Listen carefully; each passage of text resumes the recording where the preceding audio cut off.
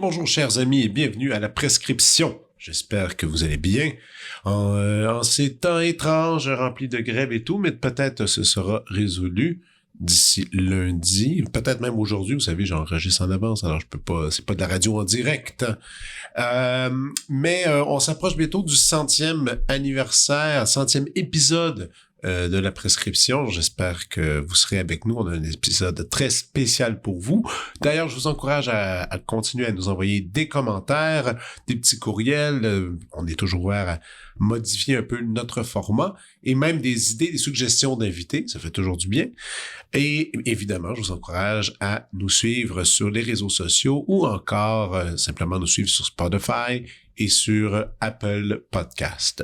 Aujourd'hui, une collègue à moi, une fille avec qui j'ai étudié pendant plusieurs années à l'Université McGill, et elle est venue prendre le micro. On a discuté de sa carrière, de ses projets, et c'est nul autre que la violoncelliste et gambiste Andrea Stewart.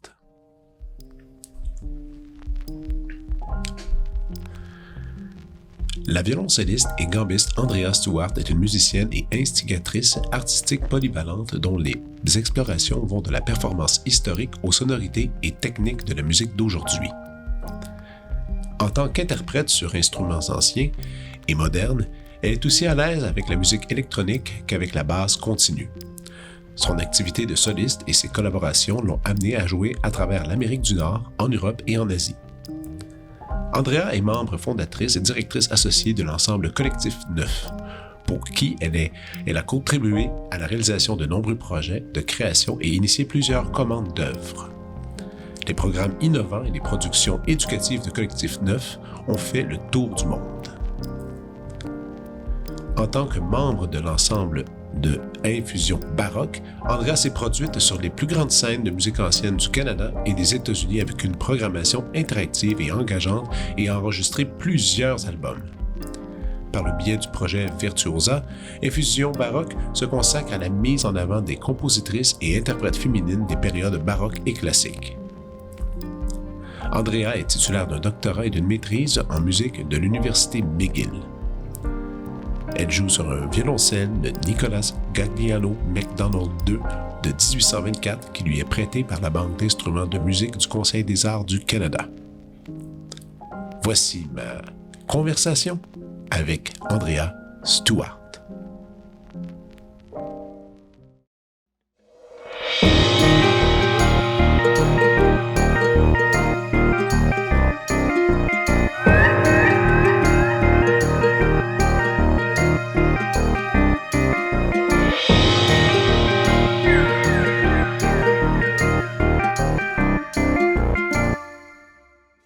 C'est parti! Salut! Salut! Ça va bien?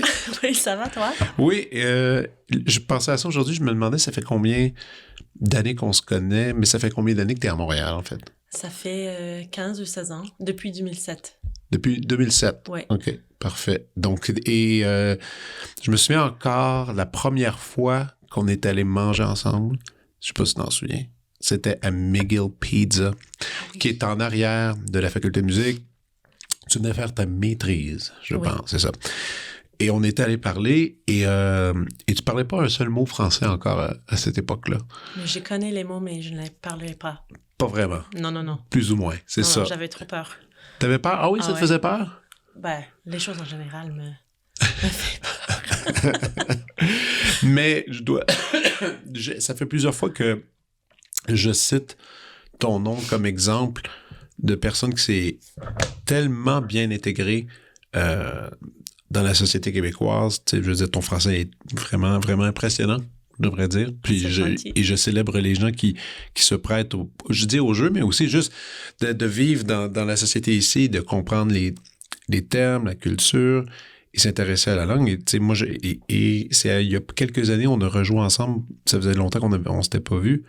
Et là, tout d'un coup, on était assis à une table en train de manger. Et là, c'était tout en français. J'étais épaté par tout ça. Et non, tout d'abord, bravo pour ça, parce que je trouve que c'est vraiment cool, parce qu'il y a plein de gens à Montréal qui s'installent et qui font pas l'effort d'apprendre la langue. Et ça, je trouve ça triste en premier, terrifiant. Et c'est pas ton cas. Donc, moi, je trouve ça vraiment cool. T'es un bel exemple. Je le cite souvent. Je nomme souvent ton nom de quelqu'un qui s'est installé, qui a fait ses études et que c'est sûr que pendant les études, parfois, c'est difficile de pouvoir apprendre une autre langue alors que tu payes pour venir faire ta spécialisation et les gens viennent à McGill et souvent, ils quittent, ils retournent dans leur pays parce qu'il y a bien des gens de l'extérieur. Mais toi, tu t'es installé puis t'as décidé que ça allait devenir ta maison. Donc, c'est quand même très cool. Aussi, je suis content de te rencontrer aujourd'hui parce que je trouve que t'incarnes la musicienne entrepreneur d'aujourd'hui, un modèle en fait, et un modèle d'entrepreneuriat qui n'est pas vraiment beaucoup enseigné à l'université, je trouve. Parce que souvent, on va apprendre à bien jouer l'instrument. Et souvent, ça va souvent diriger vers les auditions d'orchestre. Parfois, même pas tout le temps. Même des fois, c'est juste félicitations, tu finis un beau récital, tu as ton diplôme, puis après, il faut que tu, comme on dit en français, figure out. Au revoir et bonne chance. Comment, exactement, comment tu vas survivre dans cet univers-là. Et toi, t'as créé un paquet de projets, puis c'est pour ça aussi, entre autres, que je voulais qu'on discute aujourd'hui. Donc, tu as fait le chemin traditionnel. D'ailleurs, tu viens exactement d'où? Moi, je viens de London, Ontario. Oui. Donc, c'est près de Toronto. Oui. Ville très musicale, mais qui avait un orchestre à l'époque, mais qui n'a plus d'orchestre, ce qui est très triste.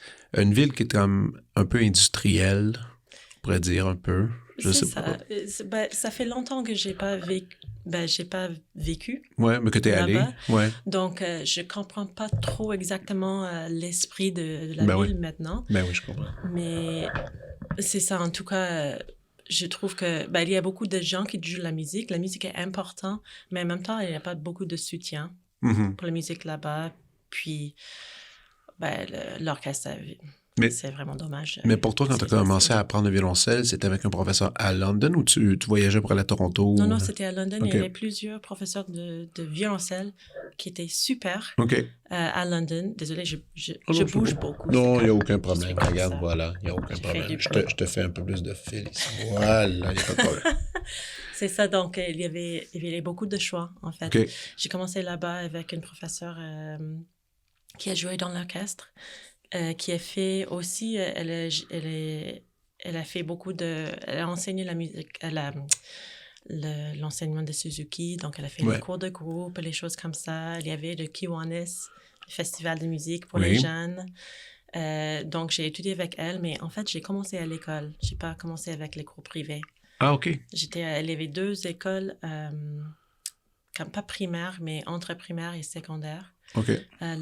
Comme vous appelez les middle school, ou je sais pas trop. Un peu. Exact, c'est ça, comme les middle school, qui a enseigné, il y avait une qui avait un programme de musique avec du band, les instruments à cuivre et à vent, et peut-être le flûte à bec pour commencer, et l'autre qui avait un programme de musique à cordes qui était très très rare, c'est la seule école là-bas. Donc j'ai commencé à jouer le violoncelle là-bas parce qu'en fait j'ai commencé le violon à 3 ans. Et je l'ai détesté parce que j'ai joué très mal. Je peux comprendre. Mes enfants n'aiment pas ça. Et on essaie de trouver en ce moment quel instrument faire, mais donc on est comme pris un peu avec le violon là, en ce moment. Peut-être la flûte, on sait pas. C'est compliqué quand même. Tu sais, le violon, c'est un drôle d'instrument, c'est difficile. C'est difficile. Et ça prend du temps à avoir un beau résultat. C'est ça. Donc, c'est pas très encourageant. C'est aigu. C'est juste à côté de l'oreille. Non. Donc, si tu ne réussis pas à faire un bon son... Ouais, non, ça peut être agaçant. Ouais. Ça peut être agaçant. Donc, toi, et finalement, tu t'es dirigé au violoncelle à quel âge? 10 ans. À 10 ans? Oui. OK. Donc, j'ai commencé à l'école dans l'orchestre. OK. Vu que j'avais déjà comme une histoire musicale, j'ai avancé très vite. Je l'ai adoré. OK. Je l'ai adoré tellement. J'ai demandé pour les cours privés à ma maman depuis 1 an. Elle a dit, si tu continues à me demander après 1 an, on peut commencer les cours privés. Cool. Donc, c'est ça. Moi, j'adorerais qu'une de mes filles joue du violoncelle. Ça serait tellement le fun. Mais c'est un bel instrument. C'est un bel instrument. Puis, t'es comme... Quand quand tu t'es mis à, justement, à pratiquer, 10 ans, le temps évolue, tu pratiques, tu t'améliores, vient le temps où tu dois faire, justement, c'est souvent, vous finissez le high school en Ontario, puis après, c'est tout de suite l'université. Toi, t'étais allé à quel endroit pour l'université? D'abord à l'University of Western Ontario, qui s'appelle Western. Maintenant, ils ont changé le nom. Oui, je pense qu'ils ont changé le nom, oui. Qui est une bonne faculté de musique. Il y a beaucoup, beaucoup de gens qui vont là. C'est ça. Mon professeur, Tom Viba, il était super. Je lui ai adoré. OK. Et en fait, c'est aussi une faculté petite. Oui. Pour moi, c'était très bien parce que, comme je t'ai dit tout à l'heure, avec le français, je suis quelqu'un comme pas mal timide, beaucoup de stress, donc le overwhelm des situations m'affecte beaucoup. Donc pour moi, de commencer comme ça, de gagner un peu plus de confiance, ça m'a aidé beaucoup. Ce qui a beaucoup aidé, parce qu'après, tu as été prise pour la maîtrise à McGill. C'est ça. McGill qui est quand même, des fois, on l'oublie, mais on peut quand même le nommer, mais c'est quand même une des top facultés au Canada pour étudier en musique. C'est quand même un bon endroit, il y a du bon talent. Oui. Qui vient de vraiment partout, du Canada anglais, du Québec, mais aussi de l'Europe. Il y a vraiment... Et ça devait être, comme tu dis, overwhelming, justement, un peu quand t'es arrivé. Ah ben oui, mais d'abord, de voir comme nombreux étudiants et étudiantes si talentueux, qui travaillent super fort, c'était, si je peux utiliser ce mot, époustouflant. Oui, époustouflant. Non. C'était énormément, j'étais comme, wow, c'est incroyable. Puis surtout dans ces années-là, dans les mêmes années qu'on était ensemble à l'université, il y avait des gros talents, puis il y avait beaucoup, comme tu le dis, il y avait beaucoup de gens, assez de gens pour dire que c'était compétitif pour pouvoir avoir une place à l'orchestre. Il y avait l'orchestre baroque, il y avait l'ensemble contemporain, il y avait la musique de chambre, il y avait beaucoup de musiciens. En ce moment, toutes les universités, il y a moins d'étudiants. Ça, c'est une tendance là, avec la COVID et tout ce qu'on sait. Mais à cette époque-là, c'était fou. Là. Il n'y avait pas de la place pour tout le monde, justement. Non, c'est ça. C'est incroyable. Donc, tu fais ta maîtrise. Après, tu te lances dans le doctorat. En fait, tu as fait le même chemin que moi et que ma sœur. Et une fois terminé, justement, ces longues études... C'était long. C'était long. C'était long. On pourrait en parler longtemps du doctorat. C'est encore quelque chose que j'ai appris à digérer, qui n'a pas été facile. Toi, ça s'est bien passé? C'était facile ou c'était... Oui et non. Il y avait des choses faciles comme... ça a commencé difficilement. J'avais pas le financement que j'ai voulu.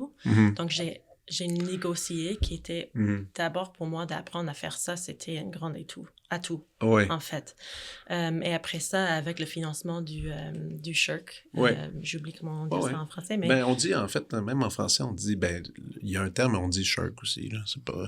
Ça. Ou, en tout cas... Mais le financement du gouvernement Canadien. Canadien.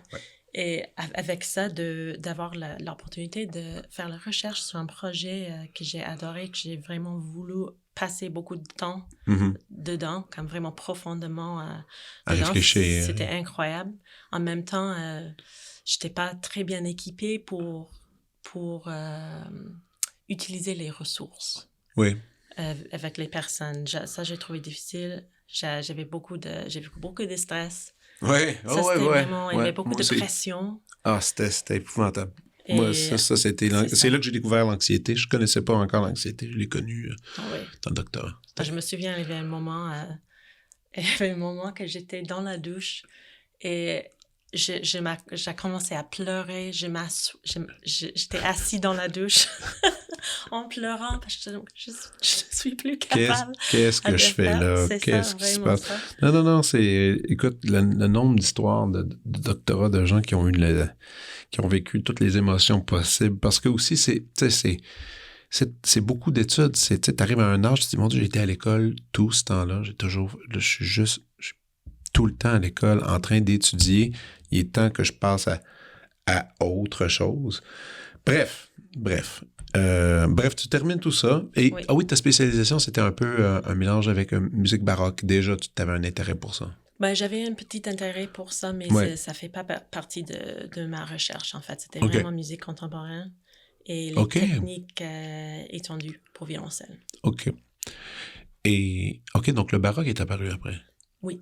OK. Oui. Mais j'ai commencé à jouer parce que McGill a quelques instruments à prêter aux élèves et il y avait un violoncelle piccolo, un petit violoncelle avec 5 cordes. Oui. J'ai voulu l'apprendre à jouer pour jouer la 6e suite de Bach. Et voilà. Pour violoncelle et j'ai parlé avec Hank Knox et il a dit mais si tu veux jouer sur violoncelle, il faut jouer le violoncelle baroque normal aussi, oui, guinéen. dit normal, ouais. Et il faut jouer dans l'orchestre baroque. Et j'ai dit pourquoi pas. Donc c'était une initiation. C'est ça, et j'ai adoré. J'ai commencé à jouer la musique de chambre baroque aussi, mais beaucoup la musique de chambre. Ouais. Et donc j'ai joué un peu à l'époque musique baroque, mais ça fait pas partie de mes études. Mmh. Et encore une fois, c'est un truc qui est apparu par après et qui fait maintenant partie de ta carrière. Oui. Mine de rien. Ça fait quand même partie d'un ensemble. J'aimerais ça parler de tes ensembles, si tu veux bien. Avec plaisir. Il y en a 2 officiels qui sont très, très importants, qui demandent la plupart de ton temps. Lequel est apparu en premier? Collectif 9. Lui, c'était le premier? Oui. OK, parfait. Alors, parlons de Collectif 9, parce que c'est un ensemble que j'ai cité souvent au podcast. J'ai souvent parlé des disques de Collectif 9, que j'aime beaucoup. Mais j'ai jamais compris nécessairement comment l'ensemble s'est formé. Quelle était la philosophie. En même temps, la philosophie, je la devine un peu, c'était de changer, de redéfinir un peu les codes de la musique classique, mais ça, on va en parler. Mais toi, l'origine de ce projet, c'était quoi? En fait, juste avant, on a commencé Collectif 9, j'ai joué avec quelques amis qui fait ses études, leurs études à l'Université de Montréal. Okay. Donc, il y avait comme un groupe d'amis, pas comme un groupe de 9 personnes, mais c'était comme 2 personnes qui étaient amies à jouer ensemble, 3 autres qui a joué ensemble. Et ils avaient le goût de commencer un ensemble, juste pour jouer.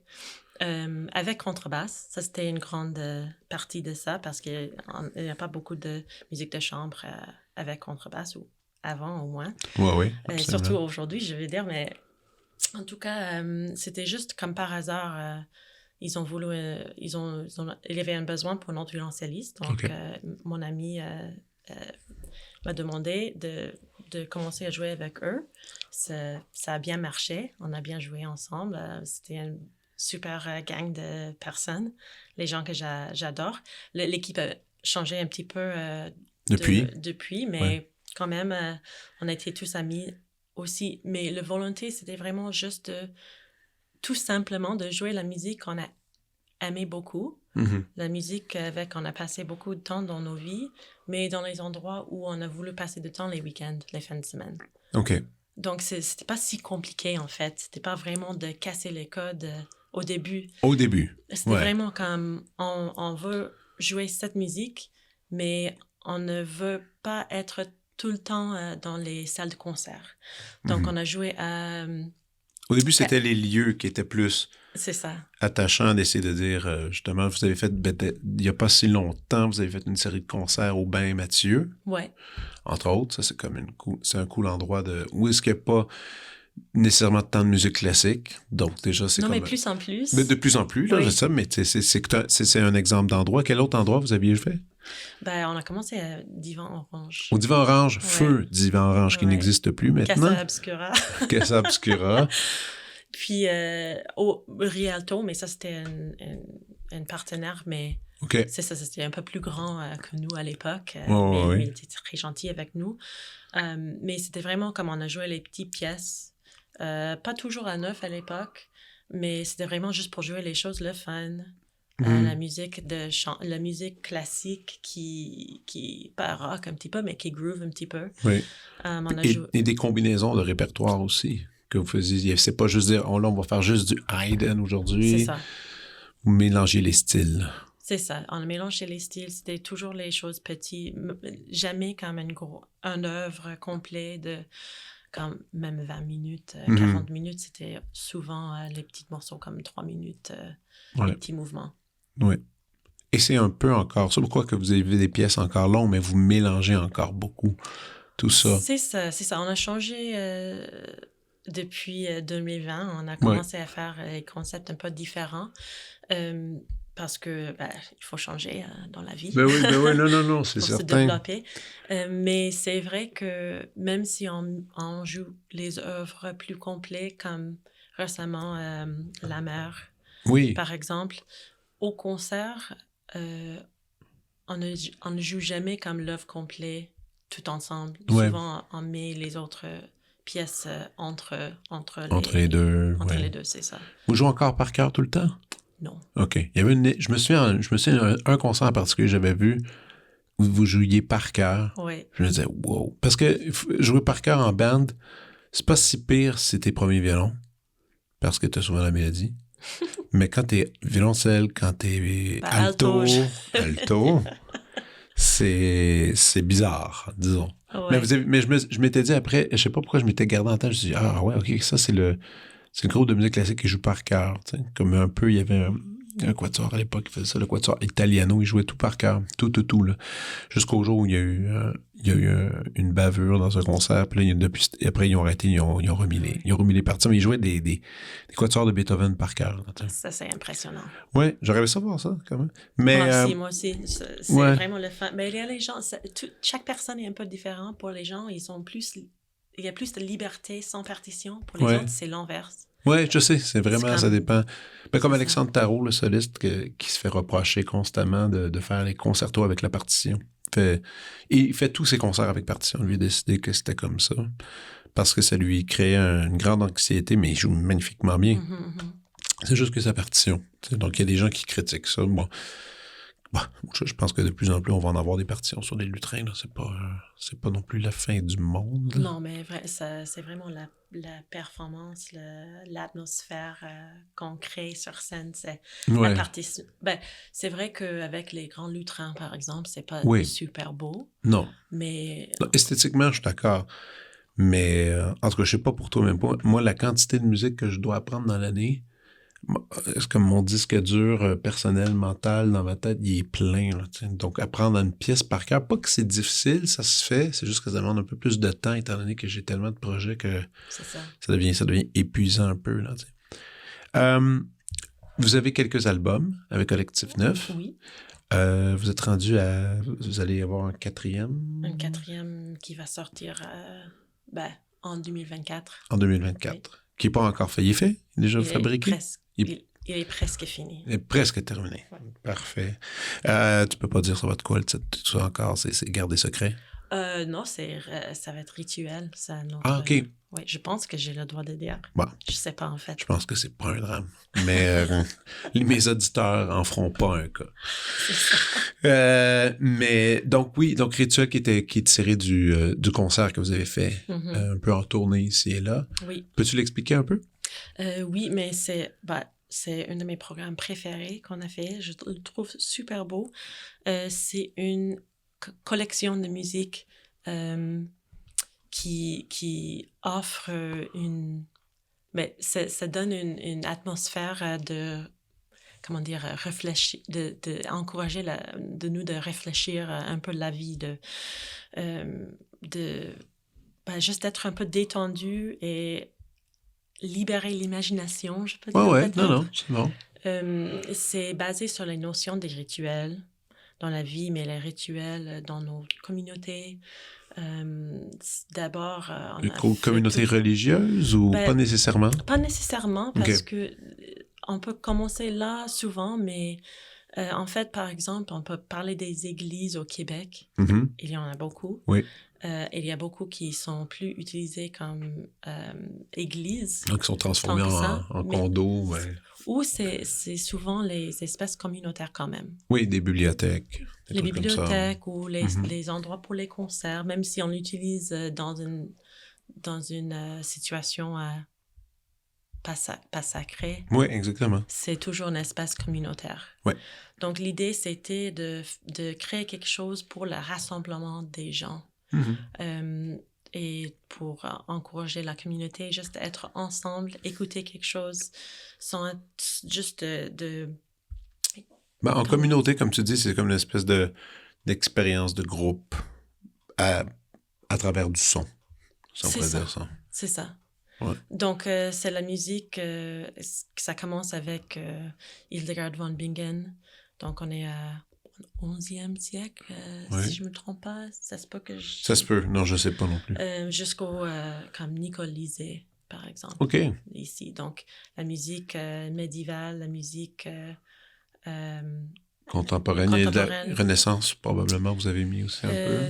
Non, mais Même elle pas? est Arvo Pärt, Oui. pardon. Et sa musique était inspirée par la musique de Renaissance. Voilà, c'est ça. Donc, c'est comme ça fait une connexion quand Mm. même. Et c'est vraiment la musique dans sa propre narrative, son propre histoire. Ouais, ouais. Et on peut prendre comme Mais ce qu'on veut. ça, c'est un truc que j'aime beaucoup des albums. C'est que il y a une histoire qui se dessine. C'est certain que moi, j'avais la chance d'avoir des albums physiques, puis j'avais comme la pochette, puis le descriptif, puis tu sais, voir le concept qui se cachait en arrière. Mais je remarquais aussi que juste faire jouer l'album sans nécessairement savoir quelle est la pièce, que tout s'enchaînait extrêmement bien. Tu sais. Et comme tu dis, il y a une espèce d'histoire qui se trace à travers ça, instrumentalement parlant, tu sais, à travers les genres et tout. Puis c'est vraiment bien choisi. D'ailleurs, pour la direction artistique, c'est surtout toi et ton copain. C'est surtout Thibaut. C'est Thibaut qui est ton copain, qui est le contrebassiste. Oui, c'est ça. C'est ça. Mais on travaille ensemble. C'est ça. Beaucoup. C'est vraiment difficile de se séparer de la souper, vie et le travail. de souper et de pas discuter de ces trucs-là. C'est presque impossible, mais on travaille dessus. C'est bon, ça. Mais c'est ça, on parle beaucoup des détails, de tous les concepts, tout le temps. Donc, ils ont toujours en travail, en fait, ces concepts aussi, toujours en développement. Puis ce que j'aime, c'est que tu sens vraiment la réflexion. C'est pas une poutine de n'importe quoi. C'est bien choisi pour le répertoire.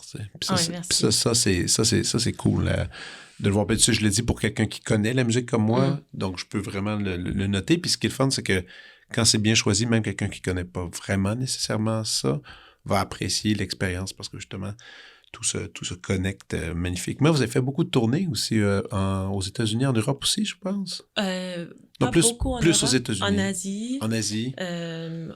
C'est ça, aux États-Unis, Mexique. On a joué un peu en Europe, mais pas tant que ça. C'est très cool parce que on est super chanceux. C'est vraiment, ça se passe bien. Souvent, il y a de la mise en scène aussi. Il y a des éclairages. Vraiment, vous donnez une nouvelle figure à la musique classique. Donc, c'est le fun d'avoir dans le paysage votre ensemble. Maintenant, parlons de l'autre ensemble que je pensais qui était venu en premier, mais je me suis trompé. Infusion baroque. Oui. Oui, c'est ça. Mais eux, ils ont existé avant moi, en fait. Ah, en plus, mais OK, c'est peut-être à cause de ça. Collectif Neuf. OK. Ça, ils ont existé sans toi. Sans moi, oui. OK. Avec une fabuleuse violoncelliste, Camille. OK. Qui est partie pour faire... parce qu'elle avait de nombreux projets aussi. OK. Donc, c'est ça, mais ça fait quand même... certain temps que tu es là. Oui, c'est ça. J'ai beaucoup de temps. On s'est développé l'ensemble ensemble aussi. Okay. Et donc, c'est un quatuor baroque, violoncelle, violon, clavecin, flûte et flûte-bec. Et d'abord, en fait, l'idée de l'ensemble était aussi de créer quelque chose qui combine certains aspects d'art, d'autres choses comme la peinture, les histoires comme storytelling un petit peu, les choses comme ça, même un murder mystery soirée, comme une soirée meurtre. Vous avez fait ça? On a fait ça, oui. Okay. On a fait 2, c'est super le fun. Mon Dieu, OK, vous avez les costumes, il y avait une histoire, il y avait du théâtre. Maintenant, un peu de costume, un peu de théâtre. OK. Nous, on est musiciennes d'abord, donc c'est le grand défi, mais c'est le fun quand même. Puis on a fait vraiment le jeu, quand on a fait à Montréal, c'était vraiment le jeu. On a des cartes.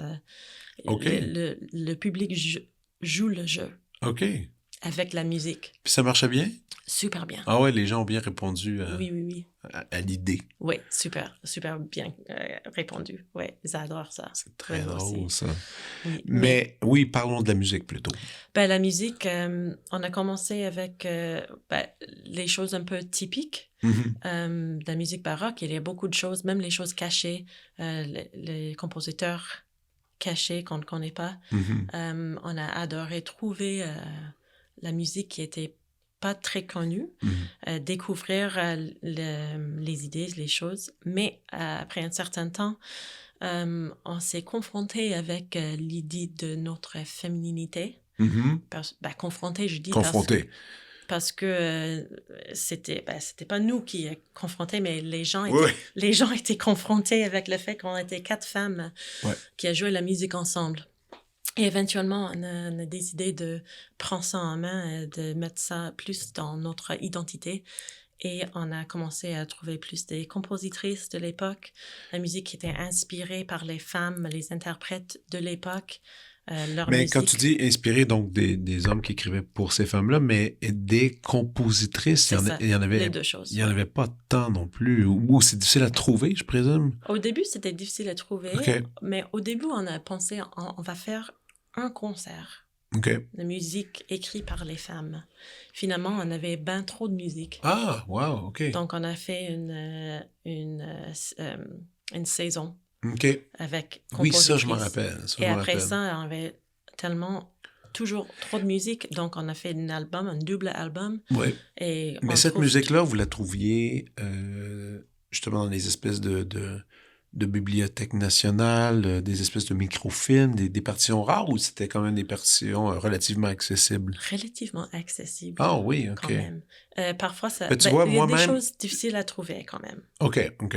Mais il faut le recherche. On ne peut pas juste... il n'y a pas comme une... Ouais, peut-être maintenant, il y a beaucoup de gens qui font ce recherche maintenant, c'est génial. Ouais. Mais c'est vrai qu'il faut avoir un peu de connaissance d'autres compositeurs. Et après ça, on trouve les noms et on fait la recherche pour leur musique, pour trouver d'autres choses. Parfois, maintenant, je trouve qu'il faut, quand je cherche d'autres musiques, d'autres partitions, il faut que je demande à quelqu'un pour avoir accès parce que parfois on ne peut pas le trouver. Mais il y a des choses qu'on peut c'est sur l'Internet. Oui, mais ça demeure quand même quelque chose de compliqué. Parce que je vais te donner un exemple. Moi, dernièrement, je faisais des recherches pour me trouver du répertoire pour alto et piano, contemporain canadien. J'étais juste curieux. Alors, tu sais, j'ai dit, donc le premier geste, c'est d'aller au Centre de musique canadienne, qui est un lieu de référence. Puis je les ai appelés, ils sont très courtois, très gentils. Puis je les ai dit, pouvez-vous me sortir tout ce que vous avez? Mais absolument tout. Tu sais. Puis j'essayais de trouver, je voulais comme créer un espèce de programme paritaire, tu sais, autant de gars que de filles. Et finalement, c'était très difficile à créer. Il y avait encore plus d'hommes que de femmes compositrices, du moins au centre. C'est ça. Au centre. Après, j'ai des discussions avec d'autres gens qui me disent « Ah non, mais est-ce que tu as regardé telle compositrice? » Je fais « elle n'était pas mentionnée. Ouais, mais ils ne sont pas inscrits au Centre de musique canadienne. » Je fais « Ah, OK. » Ben là, donc, des fois, on pense qu'on a un lieu où est-ce qu'on peut tout trouver. Finalement, des fois, c'est plus compliqué que ça. Des fois, c'est un peu partout. C'est surtout par les discussions avec les gens qu'on va trouver du répertoire. C'est ce que j'ai, en tout cas, c'est ce que moi, j'ai vécu comme expérience. C'est plus en discutant, parce que c'est pas tout le monde qui veut s'inscrire à un centre où est-ce qu'on peut tout déposer. Pour ce qui est des femmes, est-ce qu'il existe, aujourd'hui, ça doit commencer à exister, des sites dédiés au répertoire féminin? Oui. OK. Oui. Et, est-ce que tu en connais un, tu peux te dire, parce que sûrement qu'il y a des gens peut-être qui sont curieux de faire des recherches, c'est quoi le bon site, justement? Pour moi, en ce moment, il y a un site, comme une label presque, étiquette qui s'appelle La boîte à pépites. La boîte à pépites. Oui. Et OK. Je pense que le site web, peut-être c'est comme Elle Composer. Je ne sais plus exactement. Je vais trouver, c'est correct. C'est ça. La boîte je suis juste curieux. Vas-y. C'est un travail d'une violoncelliste française, Héloïse Lusati. Je vois. La boîte à pépites, c'est exactement. Ils ont fait énormément de travail depuis les derniers 3 ans, quelque chose comme ça. Ils ont trouvé beaucoup de musique, ils ont fait beaucoup d'enregistrements, beaucoup de vidéos. Wow. Donc, moi, souvent, c'est vrai que c'est pas une recherche comme si on va juste trouver du répertoire euh, qui est écrit par les hommes blancs, Mhm. on peut juste chercher le répertoire. Et parfois, on va manquer les choses, c'est sûr. Oui. Mais on peut toujours trouver beaucoup de répertoire cool qu'on veut jouer. Ouais. Pour les autres choses, c'est un travail plus long, je trouve. OK. C'est comme un travail continu. Un peu comme un travail collaboratif aussi, Ouais, comme je tu as comprends. dit. C'est quelque chose qui prend plus longtemps parce qu'il n'y a pas comme une chose à regarder. À regarder, non, c'est ça. Mais je suis vraiment impressionné. Il y a vraiment beaucoup de stock. Il y a beaucoup, là. Tu sais, tu peux passer pas mal d'heures à fouiller là-dedans, là. C'est ça. Donc, parfois, quand je commence à rechercher les choses... ouais, non, c'est ça. je me trouve dans un trou noir depuis Donc, toute la journée. il y a des ressources. Il y a encore beaucoup, comme les pièces que vous avez enregistrées dans votre album double. Est-ce que c'était des pièces qui avaient été déjà endisquées auparavant ou c'était beaucoup des premières? Bonne question. Même ça, c'est difficile à savoir. Je pense qu'on peut savoir, mais peut-être c'est pas moi qui sais, en fait. Non, mais même moi, mais parce que moi, souvent, puis des fois, on peut pas nécessairement savoir parce que c'est pas tous les albums qui sont répertoriés justement sur Spotify, iTunes. Il y a des disques qui sont encore juste physiques. Ils ont pas été mis en fichier digital. Donc, mais il y avait les choses qui étaient déjà enregistrées. Par contre, nous, comme qui jouent sur les instruments d'époque, plusieurs de ces œuvres n'étaient pas enregistrées sur les instruments d'époque. OK, sur les instruments modernes. Donc, c'est ça. Donc, peut-être ça va être une interprétation différente. Quand même, il y a d'autres choses qui étaient peut-être pas enregistrées, d'autres qui étaient déjà enregistrées. Est-ce que tu trouves ça difficile de passer d'un instrument à l'autre, même de naviguer entre deux univers musicaux? Parce que je sais, même moi, pour avoir fait un peu de baroque, des fois, ça me demandait vraiment une adaptation, puis même faire dans la même journée deux instruments, deux archets différents, pour moi, c'était pas facile. Au début, c'était pas facile. C'est vrai parce que physiquement, c'est très différent et le style de jeu est très différent. Après un peu de temps, je me sens un peu comme ma façon de jouer a changé aussi. Je joue différemment maintenant qu'avant. Évidemment, parce que quand on continue de travailler, on va changer, on va se développer, mais je trouve que la façon que je joue la musique... moderne, disons, sur le violoncelle moderne, je ne joue pas dans la même façon que j'ai joué avant. Donc, j'ai trouvé une autre façon qui est un peu... C'est pas hybride non plus, mais la façon que je tiens l'instrument, la façon que je joue, la façon que j'envisage le son, juste mon imagination de comment je veux jouer, comment je veux entendre la musique quand c'est moi qui crée le son, ça a évolué. Évolué, ouais. Donc, c'est complémentaire. Quelque part. Ça. Donc maintenant, c'est sûr que c'est différent. Je préfère commencer avec le violoncelle baroque dans une journée et finir avec l'autre. C'est ça, mais parfois c'est l'inverse aussi. C'est ça, mais ça ne dérange plus. OK. Physiquement, c'est comme la tension avec les cordes et pas les ampoules, le bout des doigts. Là, le bout des doigts. Ouais. Parfois, si je joue comme violoncelle baroque et pas l'autre violoncelle pour 2 semaines et je change, c'est un peu difficile. C'est plus difficile sur l'instrument moderne, parce que la tension des cordes est élevée. Juste la tension est difficile. Oui, et c'est surtout vrai pour les violoncelles. Je veux dire, pour nous, quand même, pour faire attention, faut être prudent, parce que la main peut devenir molle un peu, puis elle a moins de définition, parce que justement, tu n'as pas besoin de peser si fort. Mais c'est vrai qu'en instrument moderne, ça demande une certaine force physique. Oui, mais en même temps, l'autre violoncelle avec les cordes en boyau, avec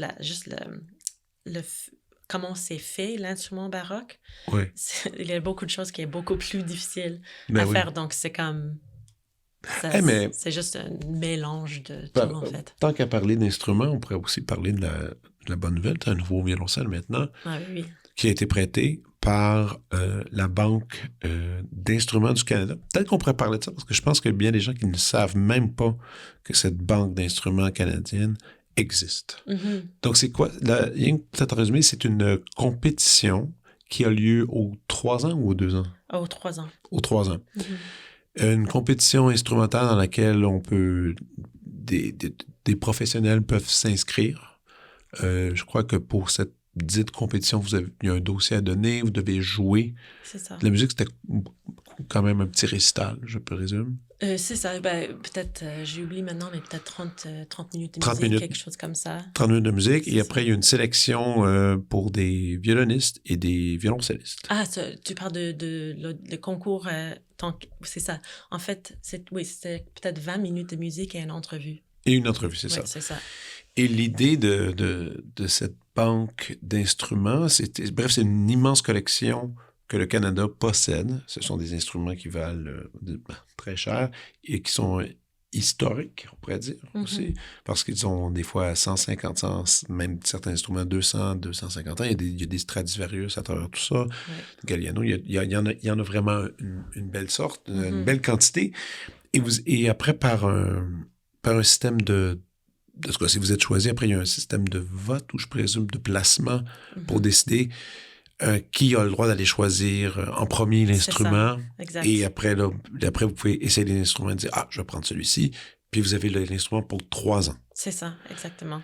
C'est quand même cool. C'est quand même cool. Tu peux-tu nommer lequel tu as? Oui, donc mon violoncelle, c'est de 1824. Donc, il va célébrer sa fête cette année. 200. C'est ça, 200. Donc, 200 ans.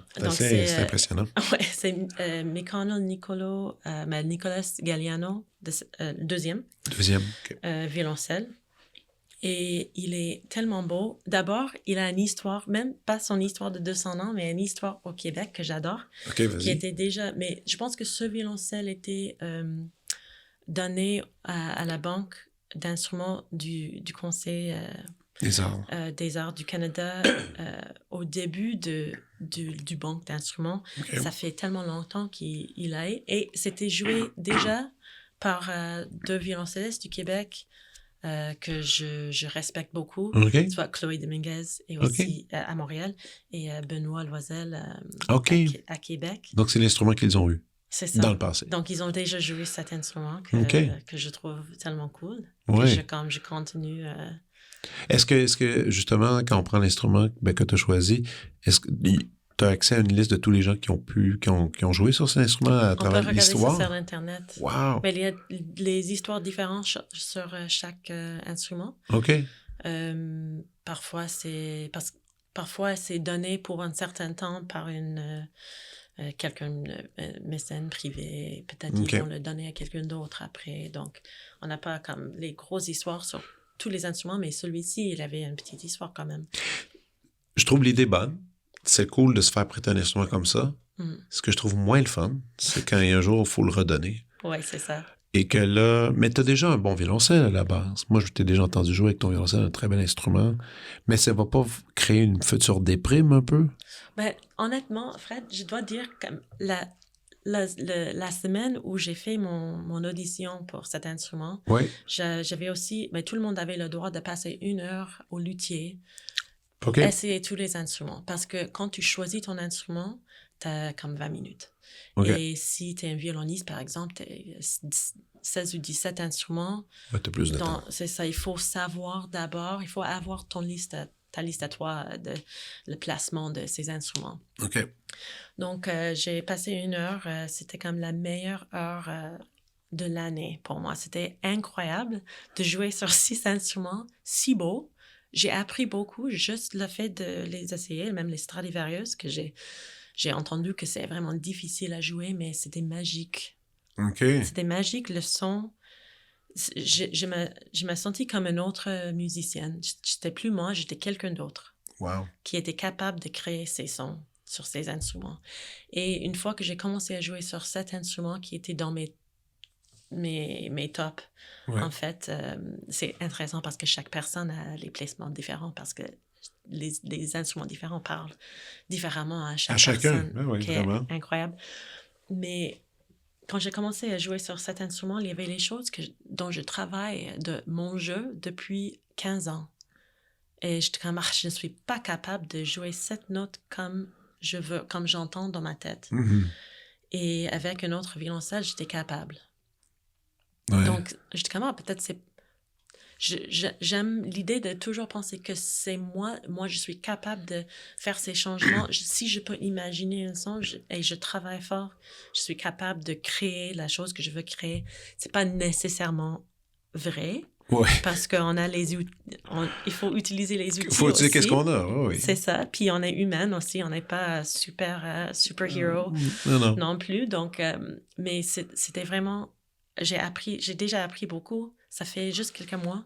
J'ai déjà appris beaucoup. Même ça élargit mon imagination. Et ça, c'est pour moi, je pense, c'est le plus important quand on fait de la musique. Ben oui. Si on joue avec les autres, c'est vraiment d'avoir une palette de couleurs, de textures, des idées, une palette large, profonde. D'avoir beaucoup d'imagination parce que si on ne peut pas imaginer le son, on ne peut pas créer le son. Non, c'est vrai. C'est entièrement vrai. Ça a déjà changé comment je pense à certaines pièces de musique. J'ai commencé à créer des idées d'autres projets dans ma tête juste parce que j'ai ce violoncelle, des choses que peut-être je n'avais pas envie de faire parce que c'est ça, moi, je suis vraiment chambriste. Je joue vraiment la musique de chambre. J'aime pas jouer toute seule. Ça me plaît pas. Donc, le solo, c'est pas trop ton truc? Pas trop, mais en même temps... Les immenses orchestres symphoniques non plus?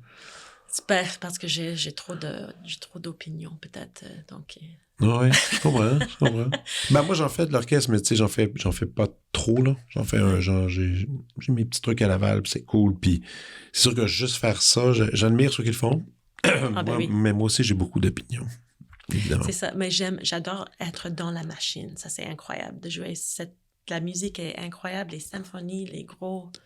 être dans la grande machine, j'adore, mais en même temps, j'ai les choses à dire. Oui, t'as d'autres choses à faire. Dire. Oui, c'est ça, à te dire. Et j'ai pas le droit de le faire là-bas, donc je fais dans autre situation. Exactement. Mais c'est ça, le violoncelle, c'est sûr que ça va être difficile de le redonner, mais ça a déjà donné plus à moi.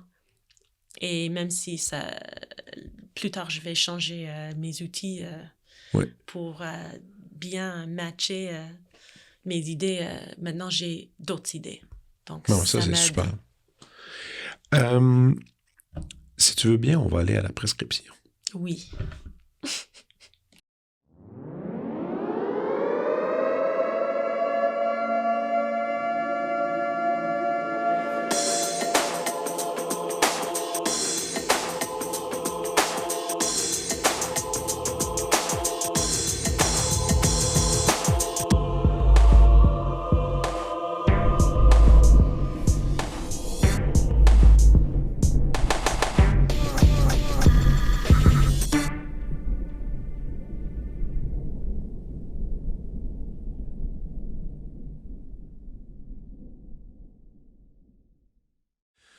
OK, Andrea, alors c'est l'heure importante, c'est le moment important à la prescription. Et puis là, je vois un papier écrit à la main avec une belle main d'écriture. T'as pris ça au sérieux. Il y en a des fois qui c'est juste dans la tête. Il y en a d'autres qui sont stressés parce qu'ils sont pas trop certains de comprendre. Mais toi, ça a l'air bien établi. Alors, je t'écoute.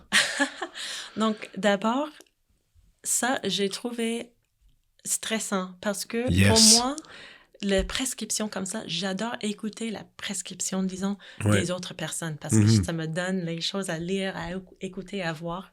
Mais pour moi, c'est toujours très privé. Ouais. Ah, OK, privé. Ben, je lis beaucoup. Ben, j'adore lire les livres, les romans. Mais je ne parle beaucoup de ça, en fait. Donc, je dis comme, mais comment est-ce que je peux partager ces choses? Donc, j'espère que je donne honneur à ces œuvres. Mais en tout cas... Ah, c'est bon. J'ai un peu de... Mais tu sais que pour moi aussi, à travers ça, quand les gens arrivent avec leurs suggestions, j'ai toujours l'impression de les connaître mieux. À la fin, même si on a discuté de plein de trucs que je trouve super intéressants, ta façon de voir ça, la façon de voir la musique, de pratiquer ton art. Mais quand les gens parlent de leur goût, de ce qu'ils aiment, qui n'est pas relié au boulot, je trouve que c'est ultra révélateur. C'est un peu comme dire j'aime pas du ketchup dans mon burger. Ça dit beaucoup de choses sur quelqu'un. C'est vrai, hein? Non, mais c'est des petits indices comme ça. J'aime ça. Vrai, je trouve, et surtout quand ton cœur parle d'une œuvre, de quelque chose qui te fait vibrer ou qui te fait triper, ben, tu sais, non, je trouve qu'il y a une intimité qui se dévoile. Donc oui, tu vas te dévoiler à l'instant. C'est ça. Donc, peut-être je commence avec quelque chose qui est un peu... C'est comme à la fois livre, à la fois enregistrement. OK. C'est un livre qui s'appelle... un petit livre avec comme 5 ou 6 CD dedans. OK. Qui s'appelle Cello Stories. C'est une histoire du violoncelle au 17e et 18e siècle, avec la musique jouée par Bruno Cosset, violoncelliste français, violoncelliste baroque. Il joue beaucoup de violoncelles différents parce qu'en fait, le violoncelle n'était pas juste un violoncelle à l'époque. Non, c'est ça. Et avec son ensemble, les basses réunies. Moi, je connais pas du tout. Lui, il est incroyable. Il est une de mes interprètes préférés. Je trouve ce qu'il fait, et comme ça me touche dans le cœur. Vraiment.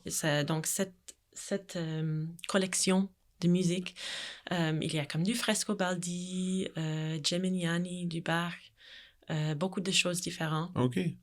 Avec instruments différents. Je pense que si tu commences à écouter, ça va fondre le corps tout de suite. Et c'est accompagné d'un livre qui explique un peu justement ses œuvres, un peu la démarche. Donc le livre, donc souvent on a comme un livret dans les CD comme ça, mais c'est vraiment un livre. Okay. Et c'est écrit dans 3 langues, allemand, anglais et français. OK.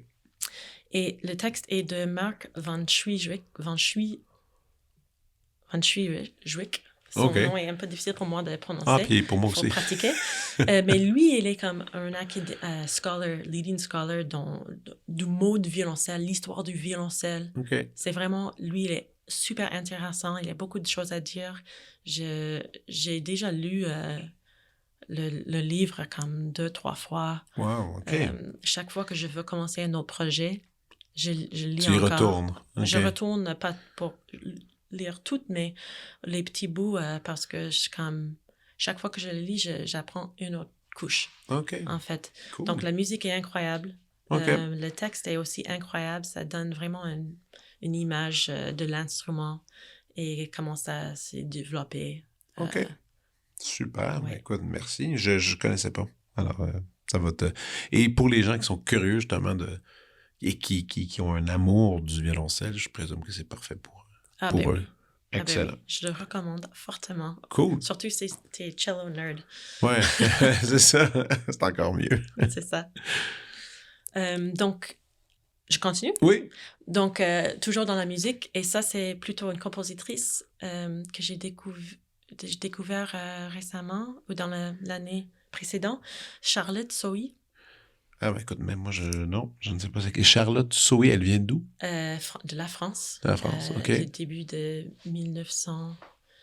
Donc, elle était comme à la fin du 19e siècle, au milieu du 20e siècle. OK. Et elle a beaucoup composé, en fait. J'ai jamais entendu ses œuvres, mais c'était La Boîte à Pépites qui m'a fait découvrir. Et elle a écrit, entre autres choses, elle a écrit beaucoup de musique qui est vraiment bon. OK. Vraiment incroyable. Et c'est impressionniste un peu? Est-ce qu'elle va avec l'air du temps ou est plus romantique? Moi, je dis comme entre impressionniste et romantique. OK. Et vraiment cheval avec le siècle. Oui, on peut entendre le siècle. Elle était, une compositrice de la Belle Époque. La Belle Époque. Puis, elle a écrit 2 quatuors, je crois. Okay. Mais la première, le deuxième, je ne connais pas très bien, il faut que je l'écoute. OK, ben oui. Je vais les fouiller, moi je vais écouter ça. Mais la première, c'est vraiment comme... C'est rare que j'écoute surtout ces jours-ci, quand mon cerveau tourne tout le temps, et j'ai toujours les distractions de la vie. C'est rare que j'écoute une pièce de musique de début à la fin, et chaque moment, je suis comme, wow, ça c'est de la musique. C'est vraiment incroyable ce qu'elle a écrit. Je comprends pas pourquoi c'est pas déjà dans le canon de musique. C'est ça. De cette époque-là, il n'y en a pas tant. Hein? Il n'y en avait pas. Souvent, tu sais, des quatuors, on pense à Debussy, Ravel. Il y a le Germaine Taillefer que les gens jouent de plus en plus, là, son quatuor, son petit quatuor. Oui. Qui est aussi très cool. Qui est très cool. Oui. On le joue souvent avec Molinari, mais tu sais, on est toujours à renouveler justement un peu des nouvelles pièces de ces débuts-là. Je vais aller explorer ça, c'est certain. Je suis très curieux. Oui, mais je trouve très beau. Et il existe des enregistrements déjà. Oui. OK, Oui, parfait. il existe même sur comme Spotify, Apple Music. OK, super. OK, je vais aller écouter ça. C'est vraiment cool. Chaque mouvement était une OK, bijou. merci. En complet. Ça s'adresse à moi, en tout cas, cette suggestion. C'est ça. C'est bon. Comme, si jamais, il faut que je commence une 4 heures à cordes aussi pour jouer cette musique. Mais c'est ça. Non, je vais vous écouter. C'est ça. Mais c'est bon, j'aime ça. C'est bon, c'est imposé. C'est ça. Donc, juste à côté aussi, une de mes prescriptions, c'est vraiment le Molinari Schaeffer. Ah, mon Dieu. Quartet, juste pour dire ça aussi, parce que j'ai adoré l'enregistrement de ça. Merci, c'était bien. Puis vous l'avez utilisé aussi un peu dans un de vos projets de collectif neuf. Oui, mais parce qu'on vous a écouté, juste comme ça. Non, c'est un bon compositeur, ce Murray Schaeffer. Oui. Aux intéressés, avec Molinari, on a tout enregistré. Pas vrai, on n'a pas tout enregistré. Il a fait son dernier quatuor qui s'appelle le Alzheimer Quartet, qu'il a écrit alors qu'il souffrait d'Alzheimer, il le savait. Donc, ce n'est pas enregistré, c'est la dernière pièce qu'il a faite avant de mourir. Donc, on est supposé d'enregistrer ça très bientôt. Donc, à suivre. Bon, voilà. J'ai hâte d'entendre. Oui, très bon. Donc, j'ai un livre. Vas-y, oui, un livre, yes. Donc, le livre, c'est The Back of the Turtle de Thomas King. Il y a une traduction en français aussi. Le nom est un peu différent, mais c'est un peu ça. Okay. Donc, Thomas King, c'est un auteur autochtone. OK. Il est très, très connu. C'est pas canadien, c'est... Si. OK, il vient d'ici. Oui. OK. Oui. Mais c'est vraiment le territoire. Oui, c'est ça. C'est ça. Ouais. Donc, lui, il est vraiment pour moi comme storyteller. OK. Et j'adore ce roman, ce livre, cette histoire, ça m'a touchée beaucoup parce que c'était comme un mélange de l'histoire d'origine de notre terre. OK. Mélangé avec une histoire des gens avec les souffrances les peuples aujourd'hui. Okay. C'est très moderne, c'est très beau, il y a un côté tragique. Moi, après lu cet livre, j'ai m'a senti plus d'espoir, mais je comprends que pour d'autres personnes, il y a beaucoup de c'est tragique. Oui. C'est sûr que c'est tragique parce que c'est les histoires des humains. Oui. Et les personnes, on est compliqués, on vit les choses difficiles et on existe dans un monde qui nous battent un petit peu, même beaucoup. Mais écoute, je ne lis pas énormément, mais je suis curieux, je vais aller voir ça. Et c'est récent. C'est pas récent, okay. C'est pas vieux non plus. Au milieu. C'est ça. il est toujours en vivant. OK. Mais c'est pas comme son plus récent. OK, parfait. Mais super, excellent. Cool. J'ai un autre livre aussi, mais c'était fait récemment en série de télévision aussi. Donc peut-être c'est Pachinko.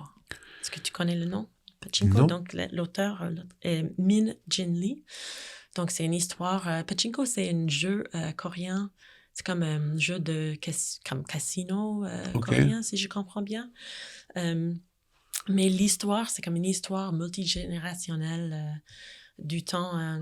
Et la série s'appelle Pachinko? Oui. La série télévisée? Oui. Ah bon? Écoute, habituellement, ça, j'étais assez à jour, mais là, j'étais assez curieux. Pachinko. Je vais aller voir tout de suite c'est quoi, si j'ai déjà vu ça passer, mais non, je le trouve pas. OK, mais continue. C'est ça. Donc, Pachinko, c'est une histoire multigénérationnelle d'une famille qui a vécu des difficultés. Ça commence en Corée depuis, pendant l'occupation japonaise. OK. Et ça suit ces personnes pendant, je pense, 3 générations, peut-être même 4. OK. C'est très intéressant. c'est très intéressant. C'est plus dramatique. C'est dramatique, mais il y a les difficultés, mais c'est comme un mélange d'une vie ancienne avec une vie d'aujourd'hui. OK, wow, OK. Mm-hmm. Mais écoute, je vais regarder ça. Super. Et avec ce livre, je me souviens quand j'ai fini, j'étais déçue que c'était fini. Ça, c'est le synonyme de mon livre. Si t'es soulagé de finir un livre, c'est pas très bon. C'est ça. Mais quand on est triste, puis qu'on est... Moi, j'ai eu quelques livres comme ça quand même, des livres que tu te gardes des pages, tu fais « Ah non, il m'en reste 15, je vais en lire 3, puis demain 3 autres, puis tu essaies d'étirer le plaisir. » C'est habituellement un bon signe. Oui, c'est ça, mais c'est comme l'histoire n'est pas finie. L'histoire n'est pas terminée. L'histoire continue. C'est ça, l'histoire continue. En tout cas. Cool. C'est ça, c'est ma prescription. En tout cas, j'ai une autre prescription pour moi. Vas-y. Parce que c'est un film que j'ai pas vu. Oh, OK, à vas-y. date, mais j'ai essayé de le voir depuis 2 ans. OK. C'est un film qui s'appelle Cave Birds, d'une Montréalaise, Emily Gann. Emily Gann, oui, je connais Emily Gann, mais je savais ça. pas qu'elle avait fait un film. Donc, oui, parce qu'elle est photographe et vidéographe, mais aussi elle fait les films. Ah! C'est un film de fiction? Elle a fait un film... C'est un documentaire. Donc, c'est ça, elle a même reçu le prix à Hot Docs 2019, un prix de comme peut-être filmmaker émergente ou quelque chose comme ça. Mais j'ai manqué toutes les screenings. Il y avait une que j'avais mes billets, puis c'était annulé. Et finalement, j'ai réalisé récemment que c'est sur Apple. Donc, je vais ben on peut enfin l'écouter. Oui, c'est ça. Tu sais, ça parle de quoi? Donc, c'est un peu de sa famille. Ça parle de... des nids d'oiseaux comestibles. OK. Il y a comme une façon de commercialiser un petit peu, peut-être. Donc, j'ai juste vu le teaser du film. Et j'ai lu de ce qui se passe, mais c'est vraiment comme, ça parle de migration, ça parle de les traditions, c'est Amélie qui suit son père pendant que lui... Émilie, elle est encore de quelle origine? J'oublie toujours... Je ne sais pas. Je pense que son père est chinois, malaisien. Ah oui, c'est ça. Canadien. Canadien, c'est ça. Voilà. Donc, elle va à travers, je présume, c'est ça, c'est sa famille, tout ça, tout en ayant un sujet parallèle, justement, qui doit être les... C'est ça. Mais je pense qu'elle va là pour lui accompagner pendant que lui construit.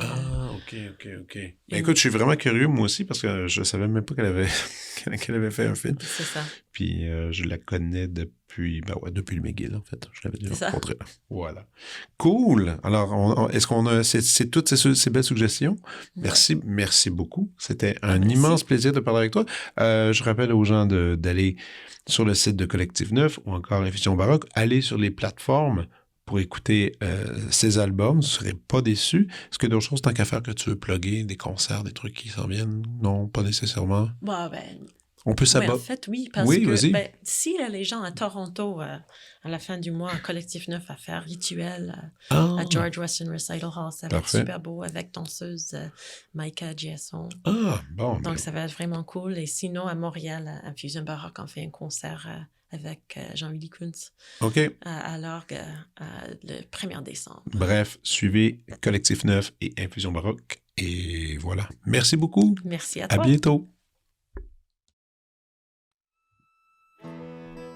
Vous venez d'écouter La Prescription avec Dr. Fred Lambert. À l'animation, Frédéric Lambert. Réalisation, montage, recherche et bons conseils, Olivier Chamberlain. Au logo, Joël Vaudreuil. La musique, le groupe Crabe. Jérôme Minière, Philippe B., Ben Chimie, Guillaume Beaulieu et Vincent Vertefeuille. Merci d'avoir été à l'écoute et à bientôt.